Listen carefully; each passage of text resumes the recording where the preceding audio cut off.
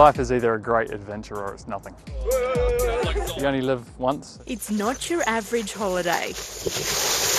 Perth man David Murray and his mate Andrew Craig are flying this antique plane to New Zealand. The next tick on David's bucket list. But it's a list with a twist. I've had a bucket list for pretty much most of my life. David started the list as a teenager. His first destination, Indonesia. But not for your typical Balinese holiday. A group of us went over to Indonesia and built a school over there for a village in Java. David's adventures aren't just to have fun.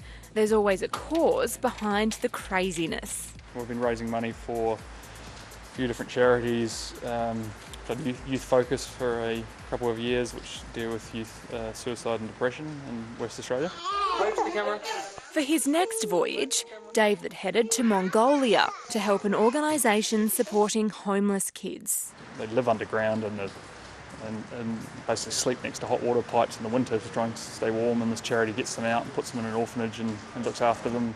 This mission needed a little horsepower, literally. It was a horse race following in Genghis Khan's footsteps from basically one side of Mongolia to the other. He covered 1,000 k's and it wasn't easy riding, as locals in one isolated town took a dislike to him, the first white person they'd ever seen. He was thrown off 9 times and lost 13 kilos. But that didn't put him off the next challenge, dog sledding across Scandinavia. The next adventure needed horsepower of a different kind. 2 years ago, my best mate and I drove a 1940s Ural motorcycle from the southernmost point to the northernmost point of Siberia. Yes, Siberia, where winter temperatures can get as low as minus 70 degrees Celsius. Yeah, don't advise it. It's a pretty horrible place at that time of year. Now the FIFO workers ready to take on a new mission, flying this 1950s Piper Pacer from Perth to New Zealand's North Island.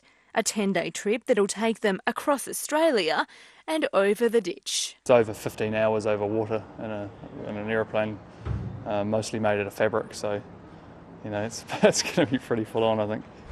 This feels a bit flimsy. Are you going to make it? Yeah, go easy, Cyan. This is it's basically fabric. I don't want you to put a hole through my aeroplane, but it's a strong fabric. You know, you couldn't punch through this stuff. You know, if we get a bird strike or whatever, it'll just basically bounce off. David bought the plane for 50 grand after stumbling upon it in Bunbury. The pair have done the plane up and they're well prepared. This time, David's raising money for the Make-A-Wish Foundation. This is my wish, and you know, hard work has got me to the point where I can go out and do it. But some of these sick kids and stuff, you know, when they're lying in a hospital bed and don't have opportunities to go out and do things. So, what's next on the list? Riding camels basically from Oman across Saudi Arabia through the empty quarter and ending in Abu Dhabi. David's kind of bucket list may not be for everybody, but he reckons everyone should make their own version. There's so many things to do out there, and I think people just got to get off their couch and, you know, stop watching Bear Grylls and go out and get out there and do it, you know.